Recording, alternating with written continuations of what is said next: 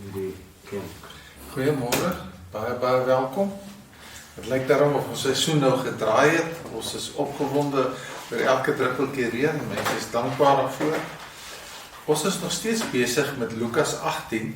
Vanoggend wil ek jou nooi en ek wil jou vra, kry jou Bybel gereed. Ons gaan twee gedeeltes lees. Lukas 18 vers 9 tot 14, maar dan in 2 Timoteus 4 gaan ons ook so 'n paar versies lees. Wat eintlik so net so 'n bietjie van 'n voller prentjie gegee. So as jy wil, pause eers die video en kry jou Bybel dat jy kan saam lees. Kom ons begin op die regte manier.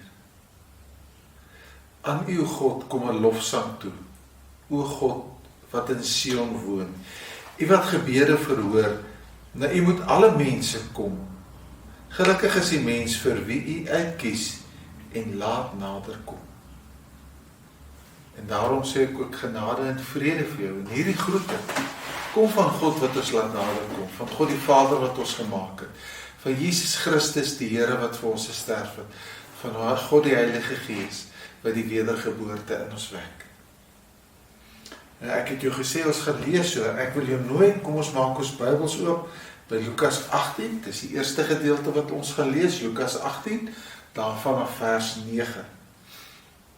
Met die oog op mense wat seker was dat hulle eie saak met God reg is en wat op ander neergesien het Jesus hierdie gelykenis vertel. Twee mense het na die tempel toe gegaan om te bid. Die een was 'n fariseer en die ander een 'n tollenaar. Die fariseer het gaan staan en by homself so gebid: O God, ek dank U dat ek nie soos ander mense is nie, diewe, bedrieërs, egbrekers en ook nie soos hierdie tollenaar nie. Ek vas 2 keer in die week en ek gee 10de van my hele inkomste. Maar die tollenaar het daar ver bly staan en wou selfs nie na die hemel toe opkyk nie. Hy het bedroef op sy bors geslaan en gesê: O God, wees my sondaar genadig. Ek sê julle, hierdie man en nie die ander een nie, het huis toe gegaan as iemand wie sy saak met God reg is. Elkeen wat hoogmoedig is, sal verneder word, en hy wat nederig is, sal verhoog word. En dan wil ek jou verder nooi en sê, kom ons kyk dan nou na 2 Timoteus 4, en dit gaan oor iemand wat 'n lang pad met die Here gestap het. Ons lees eers vers 6. Wat my betref, ek word alreeds as drankoffer uitgegiet.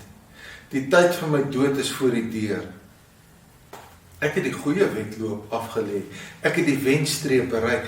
Ek het gelowig en uit volgehou. Nou wag die oorwinnaarskroon vir my, die lewe by God. Op die dag dat hy weer kom, sal die Here die regverdige regter dit vir my gee. Nie net vir my nie, maar ook vir almal wat met verlange uitsien na sy koms. En dan weer vers 16.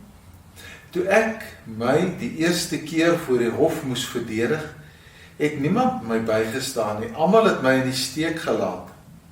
Maar God het dit nie toereken nie. Maar die Here het my bygestaan en my krag gegee, sodat deur my die prediking tot sy volle reg kon kom en al die heidenasies dit kon hoor.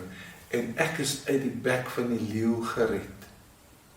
Die Here sal my red van elke onheil en my behou in sy hemelse koninkryk bring. Aan hom kom toe die eer tot in alle ewigheid. Amen. Aangrypende gedeeltes, net. Kom ons bid eers gou.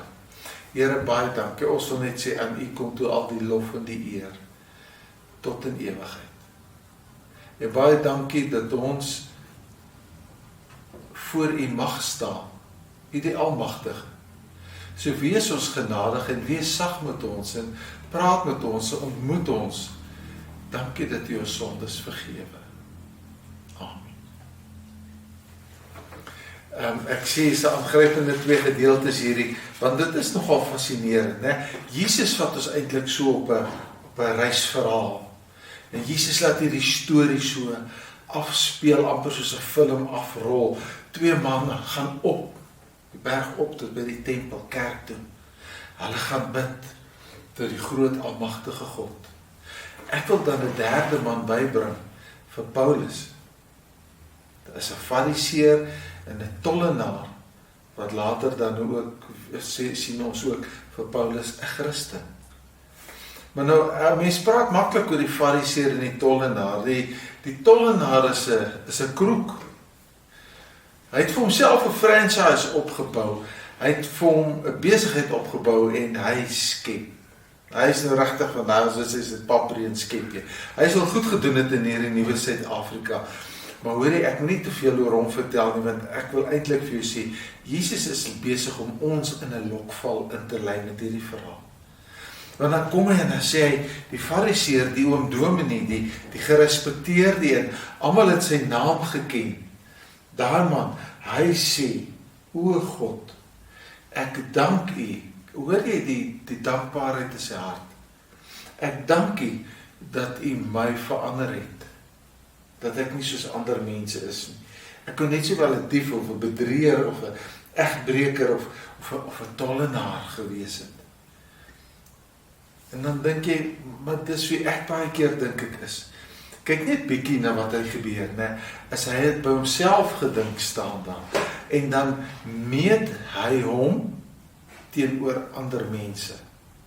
En dan dink hy, ja, jy weet, teenoor ander mense meet ek goed. Teenoor ander mense is ek regtig nie die slegste in die dorp nie.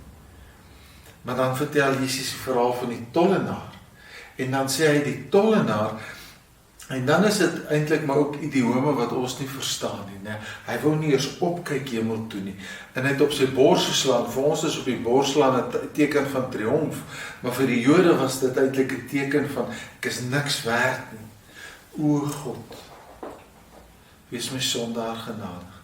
Maar kyk wat doen hy. Hy meet hom aan God. As hy God in sy grootheid en heerlikheid sien, dan sê ek is niks, ek is 'n nul.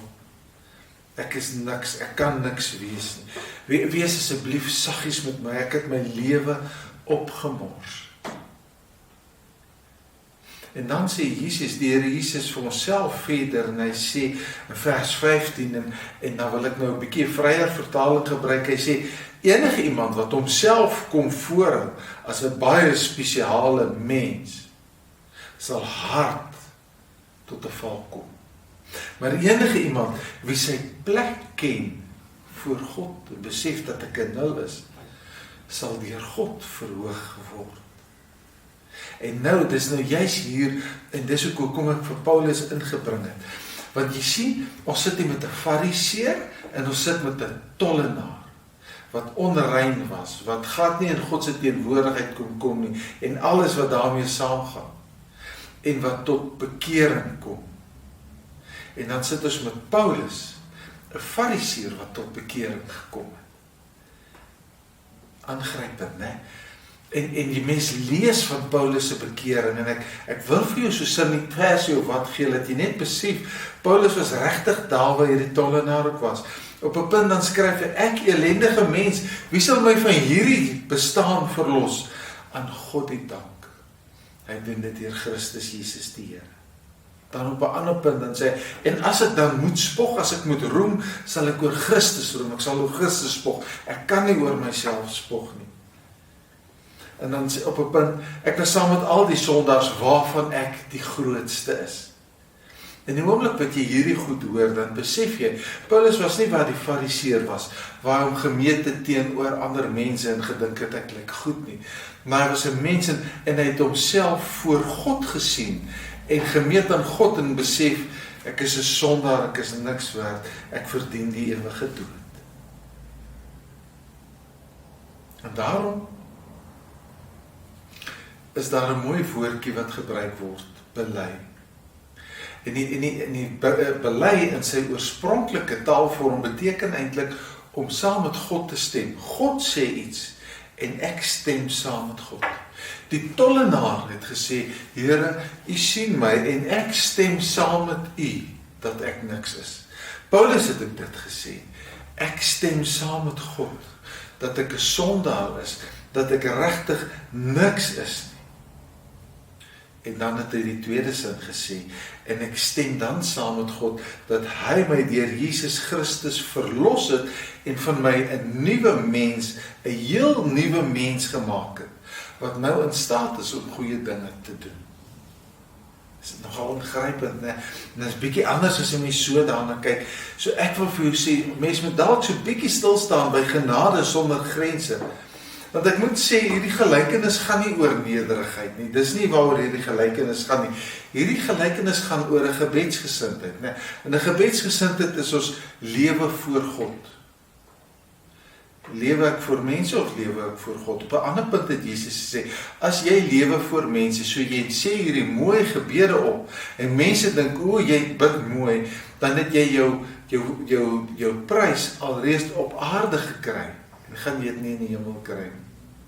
Maar as jy voor God lewe, en jy weet dat jy 'n sondige mens is wat niks verdien nie, net die ewige dood, dan gaan God jou optel en vul.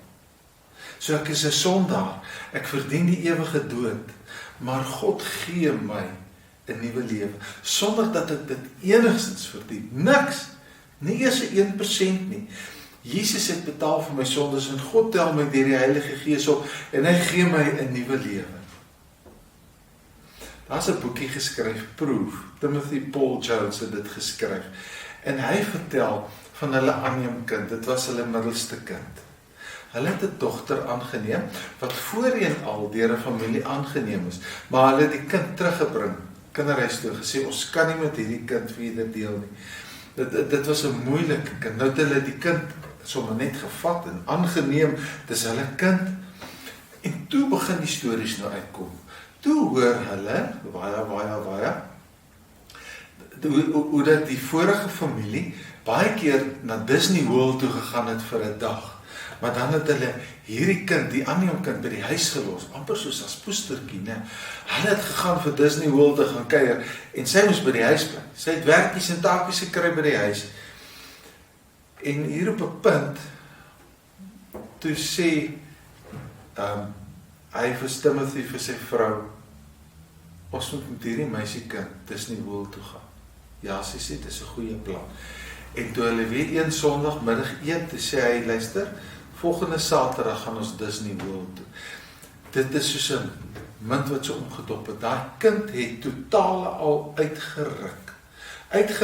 Haar gedrag het vererger. Sy het begin kos steel. Sy het wreed opgetree teenoor die ander kinders in die huis. Sy was eintlik, moet ek net sê, sy was buite beheer. Sy het in daai week alles gedoen om nie Disney World toe te gaan. Maar hy het vasgebyt. Hy sê eintlik, ek dink die Here het my net genade gegee. En toe is hulle almal Disney World toe, sy ook. En toe hulle daar kom, toe hy en sy vrou nie brieke gehad nie, man, hulle is op alles. Ek was nog nooit daar nie, maar hulle sê, daar, kan jy nou vir 'n week lang speel, sonder om een ding 2 keer te doen. Maar hulle het uitgehaak, en hulle het gelaat waai, en hulle het geëet, en hulle het gespeel, en hulle het gekyk. En in die middag, toe hulle bly in 'n hotel naby Disney World, toe hulle terug is hotel, toe stokflou, nou sit hulle daar, skoene uit die voete uit, voete hoog, hulle soek net 'n ou lafenis. En hy sê toe vir haar, sis, wat sê jy, hoe was Disney World vir jou? Toe sê sy, papa, uiteindelik was ek Disney World toe, en nie omdat ek soet was nie, omdat ek julle kind was. Hy sê, hy het van sy stoel afgeval. Ek was Disney World toe, nie omdat ek soet was nie, maar omdat ek julle sin was, julle kind was. Dis presies wat met ons en God gebeur. Ons ontvang die ewige lewe nie omdat ons soet is nie, maar omdat ons God se kinders is, omdat Jesus betaal het vir ons sondes. Romeine sê dit so mooi, né? Hy sê dat ons saam met Christus gesterf het. Jesus het gesterf, het was so goed soos ek en jy het gesterf. Maar Jesus het uit die dood uit opgestaan, dus so goed ek en jy het uit die dood uit opgestaan. Efesiërs 2 vers 8 tot 10 sê ook, né? God het ons daardeur gemaak wat ons nou is. Hy het ons nuwe mense gemaak. En dit bring my nou weer terug by Paulus, né? Die Fariseer wat soos die tollenaar tot bekering gekom het. en toe 'n lang geloofspad saam met God gestap het. So waar ou hier lees van die tollenaar wat Jesus sê, hy het regverdig huis toe gegaan, het sy geloofspad eers toe begin. Sien ons nou vir Paulus, wat al 'n lang geloofspad geloop het, en waar hierdie tollenaar dan net eintlik by sou uitkom. En dis vir my mooi, die lang pad saam met God. Dan sê Paulus, as ek niks is, vul God my op tot by 'n iemand. Daar in die gedeelte wat ons gelees het, kyk, het staan daar, hy het my bygestaan, hy het my krag gegee, hy het selfs vir my prediking krag gegee, sodat mense tot bekering gekom het. Dit was nie met my eie woorde nie. En as ek nou terugkyk op my lewe, waar ek tot bekering gekom het, en die pad wat die Here met my gestap het, dan is dit nie ek nie, maar ek kan terugkyk en sien dat ek die goeie wedloop gehardloop het, en dat ek einduit volgehou het as 'n kind van God. En weet jy, nou is voor my die regverdige regter, wat gaan regspreek oor die fariseer, die tollenaar, en oor my, die bekeerde fariseer Paulus. En hy gaan my regverdig verklaar, en in my 'n oorwinnaarskroon gee, dat ek 'n koningskind is, vrygespreek met 'n kroon op my kop. Ongelooflik mooi, né? Niks van Paulus nie, maar as ek niks is, tel God my op. Dis juist waar ons is vandag. As ons dink aan ons kerk se bestaan, dan is dit waar ons is. Genade alleen. Ek is in niks en God tel my op en maak my iemand. Maak my 'n mens, en as belydenis dan beteken dat ek saam met God praat, dan sê God nou vir my, jy is my kind, en ek sit 'n kroon op jou kop, en ek sit 'n seelring in jou vinger, en sê ek dan saam met God, ek is 'n koningskind. Ek is meer as oorwinnaar, deur Christus wat vir my die krag gee. En dit maak dit 'n mens dank het sonder remme. Dit is soos 'n motorkar wat bult afhardloop. Ek wil net met my hele wese dankie sê. Ek kyk net op, en ek meet my aan God, en ek weet ek is 'n niks, en hy tel my op, en dan sien ek is 'n iemand. In Christus Jesus 'n nuwe mens. Christus het betaal vir al my sondes, en hy het vir my 'n nuwe mens gemaak, wat nie kan dink, wat minder aan myself dink, maar nie minder van myself dink nie, want ek is 'n koningskind. Moses het dit mos mooi gesê, nee, hy het gesê, ek het guns in u oë gevind. So dis dankie sê. Dankie sê vir wie ek nou is. Nie net dankie sê nie, maar ook 'n dankie doen, dat ek my lewe soos 'n dankoffer, drankoffer uitgiet. Die beeld wat Paulus gebruik is wyn wat in 'n beker uitgegooi is, en dat hy stadig maak hy die beker leeg. En so het ek my lewe as 'n drankoffer uitgegiet, volledig vir God gegee. Alles wat ek is en het ek net so vir hom gegee, as 'n offer. As 'n lewende, heilige offer, wat vir God aanneemlik is. As ons net dit kan gryp. Ek is 'n niks in God se oë, maar deur die bloed van Jesus Christus en deur die werk van die Heilige Gees, maak hy my 'n iemand, en kan ek nou vir hom begin dankie sê. Kom ons sê vir hom dankie. Dankie Here. Dankie vir u kosbare woord. Dankie vir u soenverdienste aan die kruis. Dankie vir u wederbarende werk van die Heilige Gees in ons lewe. Ons dankie uit ons hart uit, want ons weet wie ons regtig moes gewees het, en wat u ons gemaak het. Ons sal u tot in ewigheid dankie sê, dankie doen, dankie lewe met ons hele wese, tot eer van u. Amen. As jy vir die Here wil dankie sê, met jou dankoffer, is ons as gemeente, as kerk gerad om dit te doen. Jy is welkom om dit elektronies oor te betaal, want dit gee ons nie vir die kerk nie, dit gee ons vir die Here alleen. Nou wil ek die seën uitspreek en vir jou sê, ontvang die Here se seën. Mag die Here jou insig en interpretasie verlig, jou oë en die manier waarop jy kyk, jou mond en jou woorde, jou hart en wat jy bedink. Die Here sal met jou wees waar jy nou hier vandaan vertrek. Mag die genade van die Here Jesus Christus, die liefde van God en die teenwoordigheid van die Heilige Gees by jou wees.